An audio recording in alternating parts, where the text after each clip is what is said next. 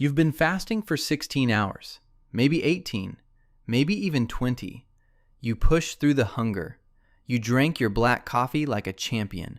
You stayed strong. And now, it's finally time to eat.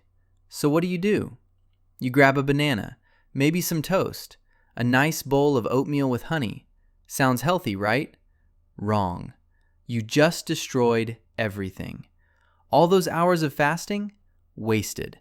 That fat-burning state you worked so hard to achieve? Gone in minutes. This is the #1 fasting mistake I see people make, and it's keeping them fat no matter how long they fast. Let me explain what's happening inside your body, because once you understand this, you'll never make this mistake again. When you're fasting, your body goes through some incredible changes. After about 12 hours, your insulin levels drop nice and low. This is crucial because insulin is basically the gatekeeper of fat storage. When insulin is high, your body stores fat. When insulin is low, your body burns fat. Simple as that. The longer you fast, the lower your insulin drops, and the more fat burning happens. By the time you hit 16, 18, 20 hours, you're in prime fat burning territory. Your body is running on stored fat. It's doing exactly what you want it to do. Now here's where most people mess it all up. The moment you break your fast, whatever you eat first creates a massive response in your body. Your digestive system has been resting. Your insulin sensitivity is through the roof. This is actually a good thing if you use it correctly, but it's a terrible thing if you use it wrong. And most people use it catastrophically wrong. When you break your fast with carbohydrates, especially simple carbs like fruit, bread, oatmeal, juice, or anything sugary, your blood sugar spikes dramatically.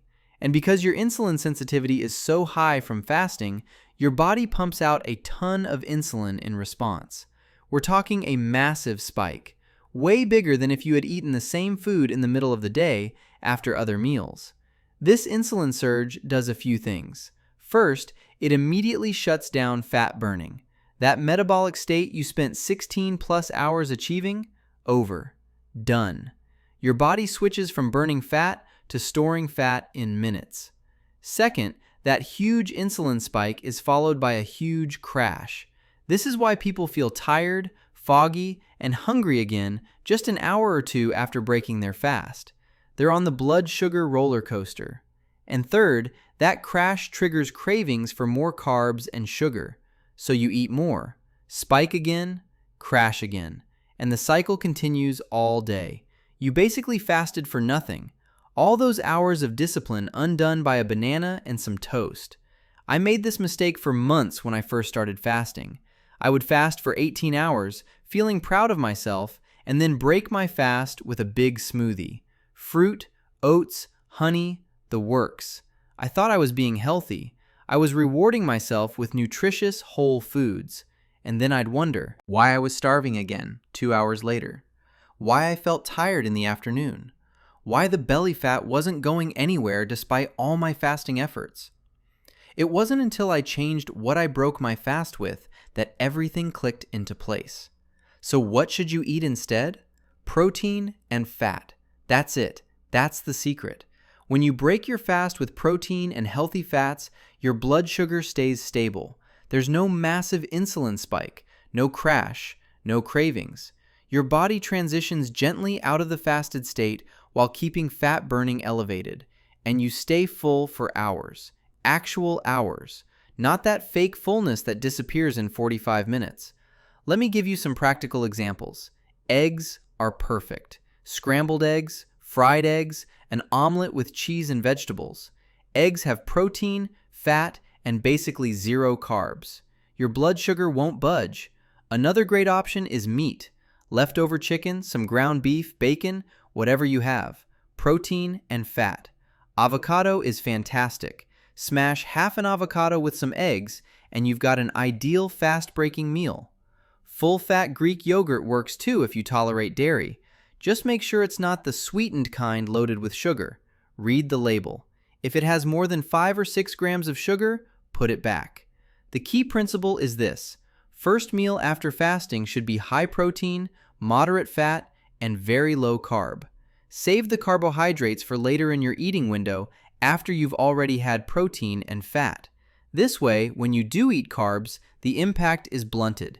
Your body handles them much better. Now I know what some of you are thinking, but fruit is healthy. Oatmeal is a whole grain. These are good foods. And you're right. These foods aren't bad in themselves. The problem is timing.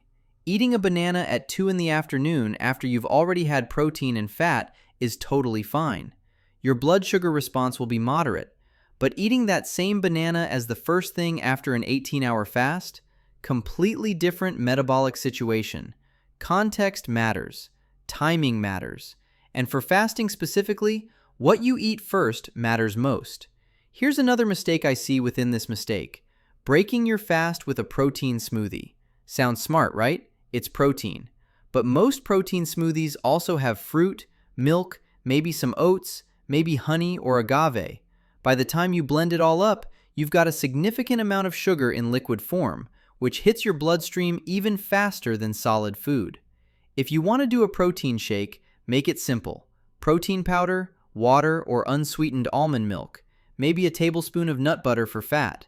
That's it. No banana, no berries, no honey. Keep it clean. Let me tell you what happened when I fixed this mistake. The difference was insane. I started breaking my fast with 3 eggs cooked in butter and half an avocado. Sometimes I'd add some bacon or smoked salmon if I was feeling fancy. And suddenly, fasting became easy mode. I wasn't hungry again for 4 or 5 hours. My energy was stable all afternoon. No crashes, no brain fog, no desperate need for a snack at 3 p.m. And the fat loss that had been stuck finally started happening. My body was actually staying in a fat-burning friendly state even after I started eating because I wasn't spiking insulin through the roof. The best part is, my relationship with food improved. When you're not on the blood sugar roller coaster, you're not constantly thinking about food. You're not white-knuckling it between meals. You're not battling cravings every few hours. You just eat your meals, feel satisfied, and move on with your life. That's how eating should be. One more tip before I wrap up. When you break your fast, eat slowly. Chew your food. Don't inhale it like you've been stranded on a desert island. Your digestive system has been resting. Give it time to wake up.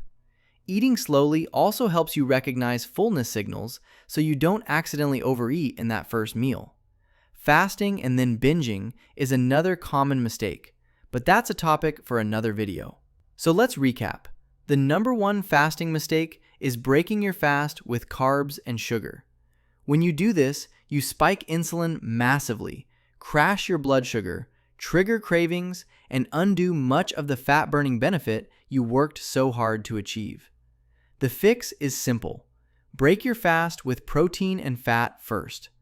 Eggs, meat, fish, avocado, full-fat dairy. Keep carbs for later in your eating window. Make this one change and watch your fasting results transform. Alright, that's all for this one.